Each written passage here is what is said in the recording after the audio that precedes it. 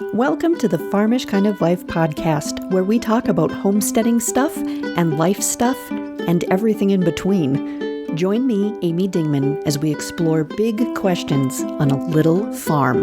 Hello, everybody, and welcome back to the Farmish Kind of Life podcast. Today is May 13th, 2024. How are you today? Thank you so much for coming here again to listen to what I have to say. This is episode 278. What are we talking about today? We're talking about when saving money doesn't actually save you money. Because sometimes that happens. It happens to all of us, something we need to pay attention to. So we're going to talk about some traps or some tricks that they throw at us where we think we're saving money. We're not actually saving money. I'm actually recording this a little bit early because for the few days before you are going to hear this, I'm actually not home. I'm at a homesteader gathering and I'm super excited.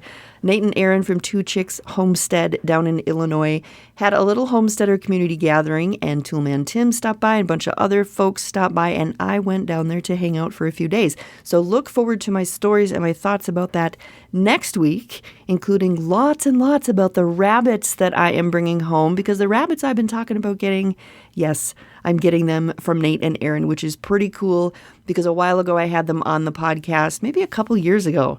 I will stick the link for that in the show notes. We talked about raising rabbits and meat rabbits and all of that. And I just thought it would be really cool to get my rabbit situation up here started from my pals that I first talked to about rabbits. So going down there to get them and hang out with some cool folks. And I knew that I wouldn't have any time to record anything after I got home to release something for you today on Monday. So I'm recording this a little bit early. Having said that, what's been happening on the Lifestead? Well, I potted up my seedlings, and it is always amazing to me how all those little baby seeds take up so little space when you get them started. And then when you go to pot them up, which is, put them in a little bit bigger container so they can continue to grow, and then eventually they're going to go outside, right, here in a couple weeks. It always amazes me how much more space they take up, right? So I'm always like, all the little seeds that I started are not going to get into a bigger container and take up the same amount of space. It's always, I don't know. Am I bad at math? Do I have horrible spatial reasoning? I don't know. It's probably both. Or maybe I just always start too much, and that's what we do. Right? But I got the situation under control now. I was honest about how much I actually needed to keep. And hopefully we will be getting the garden in the next couple weeks. I usually plant the end of May, and I think we'll probably be on schedule to do that with the weather this year, unless we get a ton of rain and I'm standing in a mud pit. But we'll see what happens. Here's something that's really cool. I did a really cool trade the other day. Recently, I've been talking about how I have a reel mower, right? And I'm just gonna reel mow my whole yard, and that sounded like a really great idea until we got rain and the yard got out of control. And doing reel mowing by myself with my muscles and my little legs was going to just be a constant thing because our yard gets out of control very, very fast when it rains. So I started thinking, you know what I really need is a push mower. And it turns out that somebody had a push mower. They were willing to give that up. And in trade, I gave them a box of some pig fat that I had not rendered yet. I had not rendered it into lard yet, and they were looking to get some lard. And I said, well, I have a couple boxes of pig fat that I have not rendered yet. If you'd like that, I can give you that. So we did a little trade, and I brought home my push mower, and I was just happy as a clam. So I'm very excited to push mow my lawn. My husband thinks I'm absolutely insane, and I don't care. I feel like I'm 10 years old again, you guys, mowing like a little kid with our big giant yard. We didn't have a rider mower for a long time. We had a push mower. That's what we did, right? That's what we did. So really, I'm just getting back to my youth. That's what I'm doing. Something else cool that happened is we did plant more fruit trees here. This is about the time when, the fruit trees start showing up at the local places. And so we always go and we decide, what are we going to buy this year? We did have 3 trees that died over the winter in our orchard, couple apple trees and a pear tree. And so we got a couple more apple trees, another pear tree, and we found a cherry tree, another cherry tree that I wanted. And so super excited. Orchard is growing. I think I'd like to get one more tree. So we have 12 trees in our orchard, but we'll see what happens. We'll see. a process every year. It takes a long time to put an orchard together. It's an investment, and you hope that at some point you're going to see fruit on the trees and be able to use that. So just more, building more of this self-reliant little place that we're trying to build here. The last thing I'm going to tell you before we get to the main topic is that Nicole Sauce over at Living Free in Tennessee did a really great podcast episode recently, episode 901. And in all honesty, in the near future, I'm probably going to do a piggyback episode off of it, or maybe we will do a conversation together about it sometime here in the future. But in episode 901, the main part, the main topic part, she talked about keeping promises to yourself. And also about how sometimes when you're in a community of doers, it can be a negative thing because we don't know when to quit, right? When you're in a community of doers, you don't know when to quit because everybody's doing, and you look at the things that everybody's doing and you think you should be doing more. And then everybody's just like, we have to do all the things, right? We're always pushing forward, which is good, but you also have to know when it's enough. And so she had some really great thoughts about how sometimes we think doing more gets more done, and that's not always true. And we need to learn to do the important things in our quest to build this best life that we're trying to build. And the important things aren't always the things we're doing. Sometimes we're just doing the most things or more things. And it's not always the important things we should be doing. So I will stick a link for that in the show notes. Go check it out. Excellent episode. Definitely recommend. I guess I do have one more piece of news. Some of you already know this, especially if you're in the Telegram group, but I'm officially back home full-time. Celebration! Woohoo! I am no longer employed outside the house. I'm no longer a W-2 employee. I now work for myself and the farm and the barn cats, I guess. And if you've listened for a while, you know that this is something that I've tried to do a couple different times over the last couple years. I'd put in my notice, but then I felt guilty and ended up taking back the notice that I had given, and I continued to stay at this place and work there. I did not do that this time. I gave my notice about 6 weeks ago, and then I was done. And you know what? I'm considering the last 2 years as kind of a detour from life that taught me a lot. And now I'm back home, and that's that. And stay tuned for more about future direction here. I'm super excited. All right, let's head over to the main topic and talk about how sometimes saving money doesn't actually save you money. So we all want to be responsible with our money. We all want to save money where we can, especially nowadays when things are so very expensive. But sometimes the ways that we think we are saving money actually aren't saving us money. So I made a list. I did some thinking, and I made a list of some of the things I think that we kind of fall into this trap with. And that's what I'm going to talk to you about today. Maybe you have done some of these. Maybe you have done all of these. But it's just something to keep in mind when you're trying to be responsible with your money, to pay attention to what's actually going on. So number one of the things that people do where they think they're saving money, but they actually don't end up saving money, is deciding to buy in bulk without paying attention to how much you actually use or paying attention to how much you consume. So buying in bulk can seem like it's a money-saving strategy, but it doesn't always work if you end up wasting a significant portion of what you purchase or losing or misplacing a significant portion of what you purchase. So obviously, perishable items with expiration dates, and I'm not super big on expiration dates, but food eventually does go bad, obviously. If food goes bad before you can use it, it negates any savings that were there, right? Here's a little story for you. I had a friend who told me that she had this opportunity to get in on this great deal for a whole bunch of produce for really, really cheap. She had to go to this place and pick up this produce, and she's like, oh my gosh, I'm going to get it for so cheap, and I'm so excited.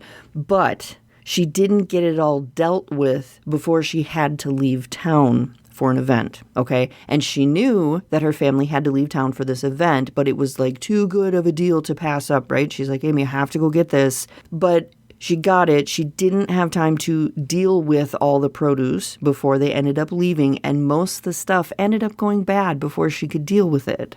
So yes, she got a good deal on the produce, but she didn't end up using the produce. So really, all of that money was kind of wasted. She didn't have pigs, she didn't have chickens, she didn't have anything that she could feed the off produce, with the bad produce, whatever you want to call it. She didn't have anything she could feed it to. Like, it literally just went bad. And so we had a conversation where she was like, but I saved all this money. I'm like, but you didn't use it. So that's something we have to be conscious of. Sometimes we get really caught up in, oh, this is such a good deal. But if you don't use it, or you don't eat it, or you misplace it, you really haven't saved any money at all. I say misplaced because I know there are some people out there who will get something because they think it's a really good deal and then they store it somewhere. I'm not talking about like food items. I'm talking about, I can't even think of an example right now, but they will put it in their shed and it will get put behind a bunch of other stuff, and then they forget that they have it, and then they go out and buy the thing again because they can't find the thing they originally bought, the box of all those screws or all those parts or all those whatever. Then they didn't really save money if they can't find it, right?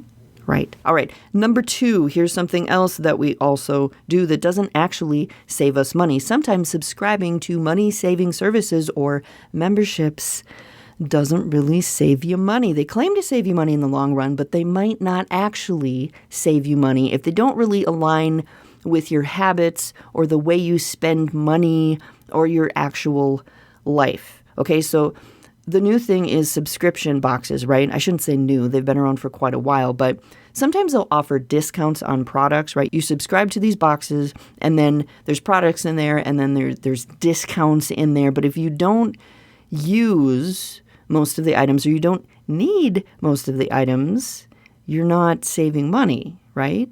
Or sometimes subscription boxes, so like this will happen with clothes. You will pay a certain amount of money for them to send you clothes. It's called a styling fee or whatever, and they will send you however many items a month or every 3 months or whatever you've signed up for, and they send you these clothes and you try them on and you keep what you like and pay for that, and then you send back what you don't like. The problem is sometimes it's more of a pain in the butt to send the clothes back. Sometimes you miss the deadline. Sometimes you're like, oh, well, I'm keeping 4 pieces. I might as well keep 5. Sometimes you end up spending more on this thing that was supposed to save you money or supposed to be more convenient, because then you didn't have to go wander the stores, or, someone was just going to do it for you. Sometimes it doesn't actually save you money.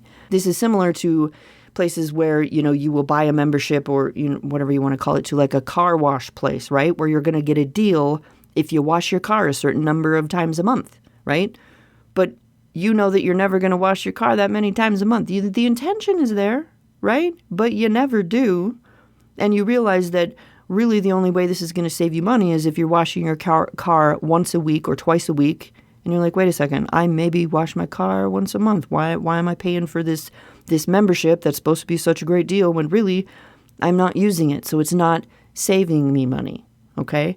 There are also discount clubs or loyalty programs or other special memberships that require an annual fee, but it might not be worth it if you don't shop at those stores or use the options frequently enough to offset the cost of the membership. We got to pay attention to these things. Number 3 is a tricky one because it can go both ways, but I'll say ignoring maintenance or quality in order to get lower prices. So this is like opting for the cheapest option up front because it's going to save you money, but it can backfire if the product ends up being a sucky product or it needs lots of repairs or lots of replacements. So like you buy a cheap appliance or you buy a cheap vehicle because that's the money you have initially and this is going to save you money. But if it constantly breaks or constantly needs repairs, you could end up spending more in the long run than if you'd invested in a higher quality, albeit more expensive option. And this is a tricky one because sometimes we only have so much money and we're in a situation and we're like, I don't have the time to save X hundreds or X thousands of dollars to buy this more expensive, better option. I need this thing now. It could be a situation where you're like, I'm in a project and I need this tool. I don't have a friend I can borrow this specific tool from. I have to go buy this tool, but I don't want to buy the $500 version. I'm just tossing numbers out here. You know what I'm saying? I know people who have bought the cheaper vehicle because that's the money that they had, and it works out fine. I also know people who have bought the cheaper vehicle and they stick so much money into it. And it's frustrating because you can buy the cheaper vehicle and have decent luck. So this is a tricky one. This also makes me think about, there was a time when shopping at thrift stores was a really great idea. And I'm not saying that it's not a great idea. You're still going to obviously save money, and it's better for the environment and reusing and all of that. We don't all need to have brand new clothes.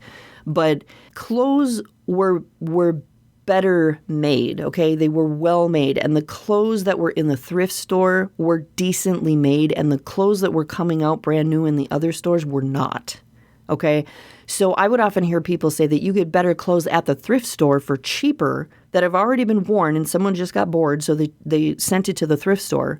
And those clothes are still going to last longer than anything you buy that's brand new in the store, okay? I don't think that's the case anymore because a vast majority of clothing that's being sold nowadays is just crap and it doesn't last. And that's also the clothes that are going to the thrift store. Like, clothes just aren't made as well anymore. Most places, I do have my favorite brands that I think last a really long time, but a lot of the clothing that's out there is not made to last. That's not the intention. It's probably because they know that a lot of people are just like, whatever, I get bored and 3 months later I want something new. So, maybe that makes sense for the people who are making clothes. I don't know. All right, the fourth way that we think we're saving money, but we're not, is buying something just because it's on sale, buying something just because it's discounted. And this is something that I would say my husband and I fell victim to when we first started shopping at the discount food store, okay? When we walked in the first time we went to this store, we were just absolutely like mouths open. I cannot believe how cheap this food is. I cannot believe they are selling XYZ for this cheap. Oh my gosh. And we spent so much money, okay? So much money. The first few times we went to the store, so much money, okay? Was it less than if we would have bought those same items at our regular local grocery store? Absolutely. It was a ton less, right? But we still spent more than we should have because, oh my God, I can't believe this is so cheap. Let's buy a whole box of it. Let's buy a whole case of it. It's stuff we normally would not have even bought. So did we actually save money? If I go to the discount food store and most of my cart is filled with stuff I wouldn't buy unless I was at the discount food store, it's stuff I wouldn't normally buy. So does that save you money when you're going to the discount food store and buying stuff like that? No. So we have gotten better about going to that store and being like, yeah, okay, there's some cool treats here and we'll pick those up. That's awesome. But also, I'm very conscious now about how much of the stuff in our cart we're just buying because we're at the discount food store and we can't believe how cheap it is, and how much of it is stuff we wouldn't buy if we were at any other grocery store. Like, it's not even something we look for. It's not something we need. It's not something we eat. It's just like a cool thing, right? So pay attention to that. Don't buy the thing just because it's on sale if you don't need it. So if the thing you're looking at is $100 and you get really caught up in the fact that, oh my gosh, this is regularly priced $200 and it's only $100 today, I could save all this money by buying it. You're not saving any money if you didn't need the thing, okay? You've actually wasted $100 because you didn't need the thing in the first place. Marketing is powerful, y'all. And so you gotta be careful when something's on sale or discounted or so much % off or all of that. You gotta be careful. It's just like ordering more to get free shipping, okay? How many of us have said, oh, I gotta order $25 more to get free shipping? It's not stuff we normally would order. Now we've just wasted $25 to get free shipping. You all do the math. Do the math. Make sure you're actually saving the money. Something else that's kind of related to this, sometimes if you go to Amazon maybe to order something because it's cheaper than where you can get it locally or you can't find it locally. So you go to Amazon because you're like, I know I can get it there. And you're like, this is going to save me money. But you end up ordering 4 other things because they came up as suggested or something you might like or whatever. And then you go down a rabbit trail. And now suddenly the thing that you were going to Amazon to order because it was only $35 is now $210 because you ordered all this other stuff just because it was so convenient. It didn't save you any money, did it? Did not save you any money. The funny thing is that when I was researching for this topic for the podcast, there was an article that came up from CNBC, and it was Americans can't stop spaving. Okay? Spaving. And then it said, here's how to avoid this financial trap. I'm like, spaving? What is spaving? Okay. And then in the article it says, spending more to save more, also known as spaving, which I suppose is a combination of spending and saving, because we always have to have a new word. I'm like, what? So it was this whole article, and I will try to remember to link that as well in the show notes. But it was very much about how sometimes we're not really paying attention to what the money's actually doing. We're looking at it on the front end like, oh, I'm saving this money by doing this, but we never look past that to realize, wait a second, it didn't save me any money. In some cases, it actually cost me more. I thought a really interesting one that they talked about was make sure you do the math, because for some buy more, save more deals, the percent discount that you're getting off is often the same, but it's disguised as like a greater value. So like getting $20 off of $100 is no different than getting $10 off of $50. So some people will be like, oh my gosh, it's a better deal. It's not a better deal. Okay. And maybe everybody that I'm talking to in this audience is saying, yeah, duh, Amy. But I'm telling you, I'm not good at math, and I guarantee you there are times I've been like, oh my gosh, this is such a good deal. And if I would do the math a little bit differently and go, well, really, it's just this, and would I buy it if it was just this? Sometimes you got to do that.